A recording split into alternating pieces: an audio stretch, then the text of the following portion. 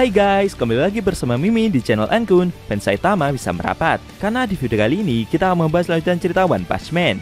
Setelah Child Emperor yang meretas data rahasia milik asosiasi, dan dia terkejut melihat fakta mengerikan yang ada di balik organisasi pahlawan tersebut.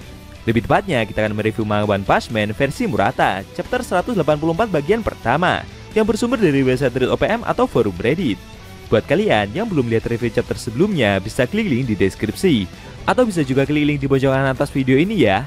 Dan buat kamu yang cuma ngikutin animenya atau tidak mau kena spoiler, Ankun sarankan mending stop videonya aja dari sekarang. Nah, di manga chapter 184 bagian pertama ini, Asosiasi Pahlawan mengadakan perekrutan anggota baru. Secara mengejutkan, Tatsumaki mau membintangi iklan tersebut. Namun di luar dugaan, hasilnya sungguh berbeda. Penasaran? Oke, langsung aja kita bahas. Let's go!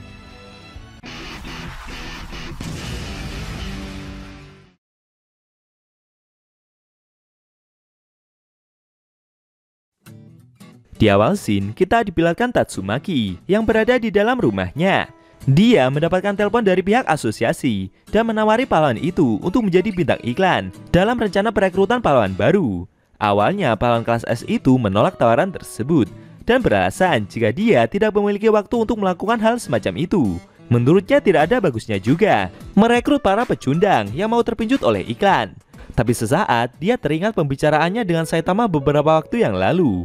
Waktu itu, si botak bercerita jika sampai baru-baru ini pun dia masih belum dapat mengalahkan monster tingkat serigala. Mungkin yang Saitama maksud ini soal nyamuk yang nggak bisa dia bunuh itu ya guys.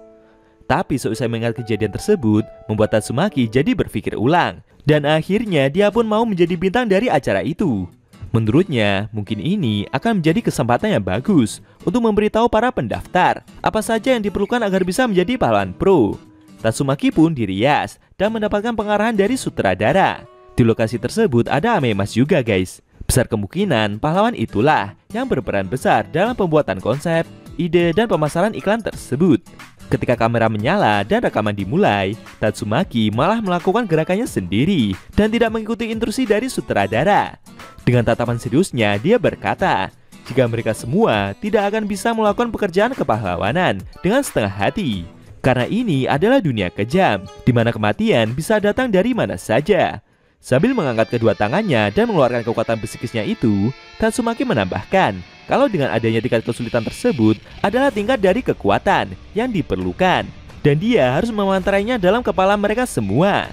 Lalu pahlawan kelas S itu malah mengeluarkan pusaran tornado dalam skala besar. Seketika pula kejadian rekaman itu langsung berakhir dengan kondisi berantakan. Bahkan efek dari kekuatan yang Tatsumaki keluarkan sampai membuat para staf produser pada terhempas. Pak sutradara yang panik itu juga menganggap kalau rekaman yang mereka lakukan ini sudah lumayan bagus pula. Namun beberapa saat kemudian, setelah rekaman itu diproses dan disebarkan ke berbagai media, secara mengejutkan hasilnya malah jauh berbeda. Dengan berpose yang lumayan hot, Tatsumaki memberikan informasi jika pihak asosiasi sedang mengadakan perekrutan pahlawan baru. Sambil tersenyum dengan wajah yang begitu menggoda, dia mengajak para audiens untuk ikut bergabung.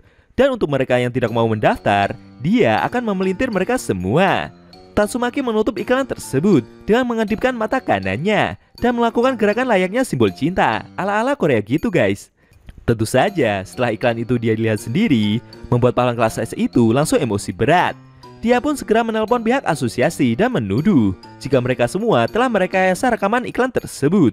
Tapi pihak produser menjawab kalau itu adalah konten hasil AI dari rekaman yang sebelumnya mereka ambil. Sontak saja Tatsumaki makin emosi berat. Dia tidak terima dengan semua itu. Bahkan pahlawan kelas S tersebut juga tidak peduli dengan prosedur yang mereka buat. Dan akhirnya dia pun menutup telepon itu. Tidak lama kemudian Fubuki pulang dan memberikan salam kepada kakaknya. Dia bercerita jika dalam perjalanan tadi juga telah melihat iklan yang kakaknya bintangi. Menurutnya, akting kakaknya tersebut begitu imut. Tatsumaki yang disanjung seperti itu cuma nunjukin wajah sewotnya. Dan akhirnya dia makin marah besar, bahkan sampai menghancurkan atap rumah mereka. Amemas yang berada di dalam studio tempat rekaman iklan sebelumnya juga melihat video tersebut melalui ponselnya. Dia mendapatkan informasi dari pihak produser jika iklan yang mereka buat berhasil sukses besar dan mendapatkan respon positif dari para masyarakat. Dengan sombongnya, pahlawan artis itu menjawab kalau hal tersebut sudah wajar karena dialah yang berada di balik perbuatan iklan itu. Di suatu pusat kota sendiri, iklan tersebut juga terpampang jelas di dalam Videotron. Ada salah seorang karakter yang menyaksikan kejadian itu pula. Melihat video iklan tersebut membuat pria itu hanya terdiam. Tidak lama kemudian, ada seorang staf perempuan dari asosiasi yang menghampirinya dan mengonfirmasi apakah pemuda tersebut adalah pria yang bernama Axel. Sambil tersenyum, staf itu memberitahu jika dia adalah agen pencari bakat milik asosiasi dan ingin berbincang beberapa hal dengannya. Pria yang bernama Axel itu menoleh. Dia tidak menyangka jika agen pencari bakat yang lain akan datang menemuinya lagi. Lalu scene berpindah ke markas asosiasi pahlawan, tepatnya di ruangan rapat, di mana para eksekutif asosiasi sedang mengadakan rapat tentang hasil dari iklan yang mereka sebarkan. Iklan publik yang dibintangi oleh Tatsumaki itu telah berjalan dengan baik. Salah satu staf bertanya, siapa yang sebenarnya membuat video tersebut? Karena dengan meningkatnya image mereka melalui iklan itu, dan dengan melaporkan bahwa kerusakan di area sekitar adalah ulah dari grup monster level bencana iblis yang dikalahkan Tatsumaki, membuat kepercayaan mereka di mata penduduk elit juga membaik. Salah satu staf yang berbadan besar mendengar info jika ini semua telah diatur oleh Mr. McCoy.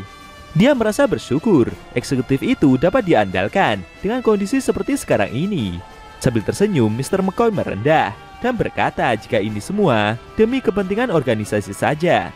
Tapi salah satu staf juga berkomentar, dengan adanya insiden yang terjadi akhir-akhir ini telah membuat tingkat kepercayaan diri mereka kepada Metal.net jadi menurun. Pertama, ada kerusakan pada robot penjaga gerbang.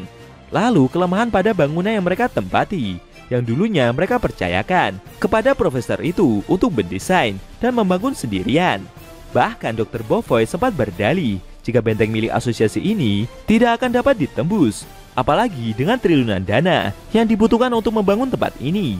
Mereka tidak bisa terus bergantung kepada profesor aneh itu, apalagi dengan rentetan rapor merah yang sudah terjadi beberapa waktu terakhir. Di dalam markasnya sendiri, Dr. Bofoy melihat rekaman CCTV dari aksi yang Saitama lakukan ketika bertarung melawan Tatsumaki beberapa waktu yang lalu. Dia emosi berat dengan perbuatan yang si botak lakukan, karena dengan aksi tersebut membuat kredibilitasnya jadi dipertanyakan oleh para petinggi asosiasi. Salah satu staf elit yang lain juga menjelaskan kepada yang lain kalau mereka tidak boleh mengabaikan Tatsumaki pula. Berkat pengaturan yang dibuat Tuan McCoy, aksi brutal yang pahlawan itu lakukan masih dapat disembunyikan. Tapi menurutnya, Tatsumaki masih terlalu egois dan dia juga suka menyendiri pula. Staf yang lain sependapat. Bahkan jika mereka membimbing pahlawan kelas S itu sekalipun, yang tujuannya agar bisa mereka kendalikan, pada akhirnya itu seperti mereka yang mencoba menaiki suatu bom saja. Maka dari itu, mulai saat ini mereka semua harus meningkatkan pengawasan terhadap orang-orang tersebut. Staf yang berbadan besar bertanya kepada staf yang berada di lapangan, apakah mereka masih belum menemukan kekuatan pengganti dari orang-orang yang sedang mereka bicarakan ini. Staf lapangan menjelaskan dan menunjukkan grafik hologram kepada yang lain. Untuk saat ini, mereka masih belum melihat ada kenaikan jumlah pendaftar dalam perekrutan pahlawan baru. Melihat grafik tersebut membuat para staf pada bingung. Kenapa itu bisa terjadi? Apalagi iklan yang mereka sebar mendapatkan respon positif dari para masyarakat. Dan penilaian publik juga meningkat pula. Apa yang sebenarnya sedang terjadi? Apakah usaha pencitraan asosiasi mendapat kendala yang disebabkan oleh aksi yang Saitama lakukan? Atau ada hal lain yang membuat usaha dari asosiasi itu jadi tidak begitu bekerja?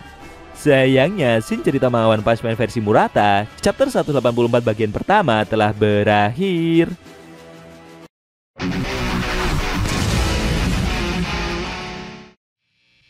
Oke guys, itu tadi review manga One Punch Man versi Murata, chapter 184 bagian pertama, yang isinya memperlihatkan para staf elit yang kebingungan dengan menurunnya jumlah peminat yang mendaftarkan diri menjadi pahlawan. Padahal iklan yang mereka buat sudah mendapatkan respon positif dari para masyarakat. Bagaimana menurut kamu? Jangan lupa tinggalkan komentar kalian ya. Kalau mau nonton review sebelum atau selanjutnya, bisa klik link di deskripsi. Linknya udah mimin taruh di sana kok. Buat kalian yang pengen nonton review manga One Punch Man secara maraton, baik itu versi manga One atau Yusuke Murata, linknya ada di deskripsi juga ya guys. Oke? Tekan like kalau suka sama video ini dan dislike kalau nggak suka. Jika ada kata-kata dari Enku yang kurang pas, Enku mohon maaf, dan sampai bertemu di video review manga One Punch Man versi Murata selanjutnya.